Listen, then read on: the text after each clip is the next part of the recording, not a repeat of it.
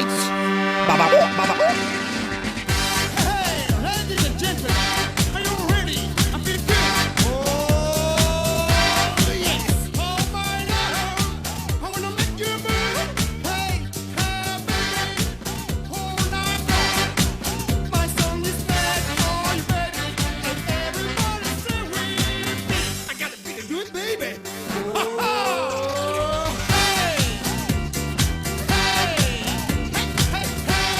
Bueno, bienvenidos. Los saludo nuevamente. Buen sábado para todos, ya terminándolo, por supuesto.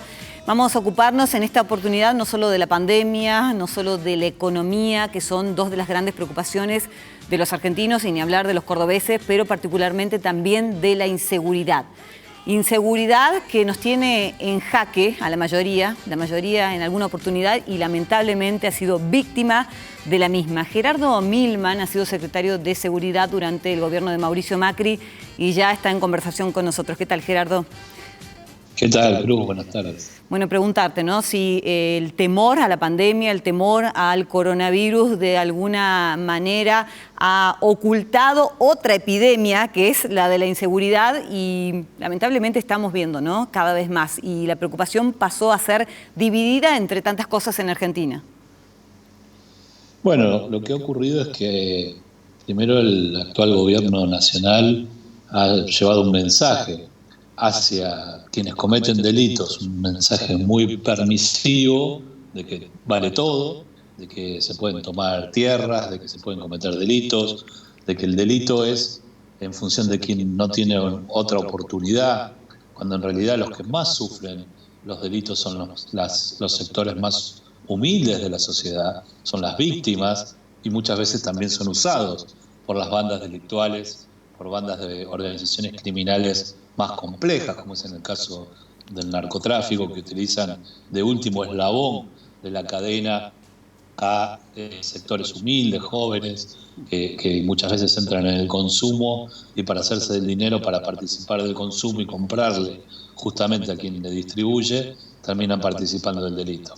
Y por otro lado, también una política del gobierno nacional dirigida a excarcelar personas que tienen graves condenas y que están en las calles y que han vuelto a reincidir y que generan zozobra, y un discurso también en contra que le baja los brazos a las fuerzas de seguridad, a las que trabajan bien, por supuesto, sin justificar para nada aquellas fuerzas que muchas veces terminan complicadas con el delito, pero la mayoría de ellos que trabajan para el bienestar de la sociedad por sueldos magros, cuando se les baja un discurso como lo hace el actual gobierno, produce este efecto.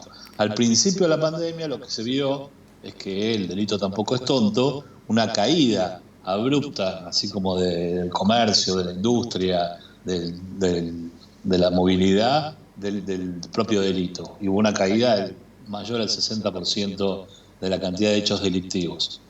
Pero hoy eso está increyendo y los delitos han aumentado exponencialmente, y muchos de los delitos lamentablemente hoy no se manifiestan, no se denuncian, porque bajo el discurso de que la gente se tiene que quedar en sus casas, la gente muchas veces, si el delito no es muy importante, si es el delito de un celular o de una bicicleta o un delito menor, pero que constituye una información muy importante para conocer cuál es el mapa real del delito, la gente no quiere salir de sus casas, ir a la comisaría, encontrarse con un montón de gente ante el temor del contagio, y eso ha producido también una baja en la cantidad de denuncias. Bueno, te escuchaba atentamente y uno termina compartiendo, por supuesto, este análisis, y la pregunta de siempre es, bueno, ¿de qué manera lo combatimos? ¿Con qué política integral? Y si hay algún plan por parte del gobierno para llevarlo adelante. ¿O se va haciendo todo sobre la marcha? Sobre todo porque tenemos una pandemia que nos está poniendo en jaque y que a lo mejor desvía un poco el foco de lo que debiera ser. Bueno, cuando uno ve las consultas de opinión, las famosas encuestas, ve que la corrupción, que es un tipo de delito, pero también es un delito, y la inseguridad siguen estando al tope, por supuesto, ahora sumado a la pandemia, que también es una preocupación de los ciudadanos argentinos, y la economía, que ha sido devastada en esta cuarentena. Pero la verdad es que Yo no veo un plan integral. Lo digo, por ejemplo, en la provincia de Buenos Aires se anunció una inversión multimillonaria de 37.000 millones de pesos para invertir en un plan supuestamente integral de seguridad, y se habían olvidado del bolsillo de los agentes de las fuerzas de seguridad, lo que provocó las manifestaciones y lo que ocurrió con la ciudad de Buenos Aires, quitándole coparticipación federal de un distrito al otro. Eso muestra una improvisación, digamos, porque eso ocurrió una semana antes, digamos, se anunció multimillonaria inversión respecto a la seguridad y no se pensó en que el principal instrumento que tiene la seguridad son los agentes de policía, digamos. No hay ninguna posibilidad sin tener una policía bien formada, bien instruida, bien remunerada, tranquila, que esté bien conducida, y eso se vio por parte del gobierno nacional y provincial. Por lo tanto, yo no veo una política de seguridad, al contrario, veo una política que lamentablemente piensa que el delito es solo consecuencia de la desigualdad social, de la pobreza.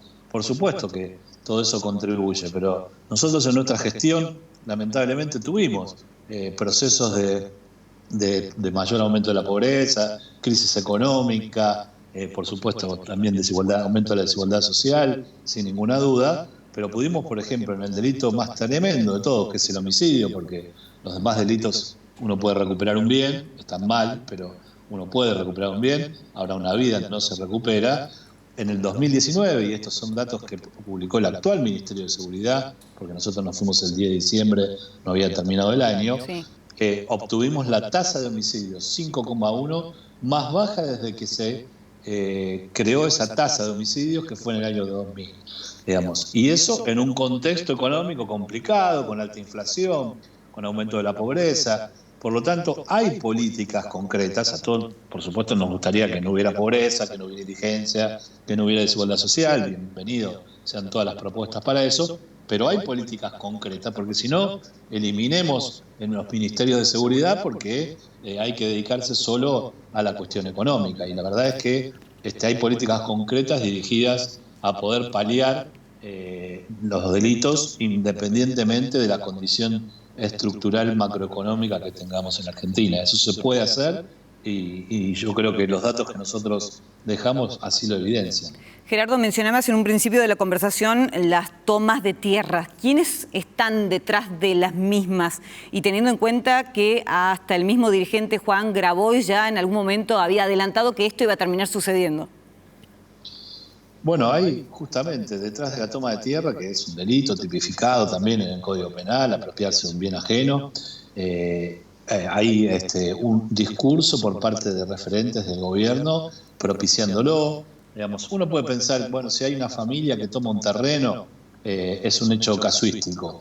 Ahora, cuando tenemos 2.000 familias en un terreno, detrás de eso hay una organización delictual que tiene que ver con lo delictivo y con lo político, porque después a esas personas se le dan planes, a esas personas se le dan documentos para que voten en esa localidad. Hay toda una ejecución política detrás de esa toma de tierra. Lo han dicho también otros funcionarios del propio gobierno, acusándose entre sí respecto de esta situación. Nosotros tuvimos durante nuestra gestión intentos de toma de tierras, pero obviamente teníamos una política de anticipación, digamos, de los hechos que hacía que pudiéramos disuadir. Hoy, intervenir cuando la gente está es mucho más complejo que tener políticas anticipatorias que impidan, y vuelvo a decir, ¿hay déficit habitacional en Argentina? Lo hay.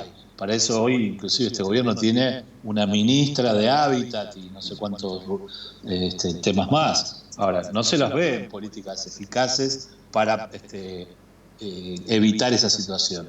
La política de seguridad tiene otro rol, y inclusive ha habido dictado de fallos judiciales ordenando el desalojo, que los propios poderes ejecutivos han tratado de prorrogar, limitar, que no se ejecuten. Bueno, me parece que el gobierno tiene una política muy ecléctica con respecto a esta situación que favorece, y este discurso de decir, bueno, esto va a ocurrir, no está mal, la gente tiene esa necesidad, en vez de tener una política de vivienda razonable de diálogo con esta gente, se deja que la gente tome terrenos y terminamos en una situación que ojalá no pase a mayores si se producen los desalojos que judicialmente corresponden.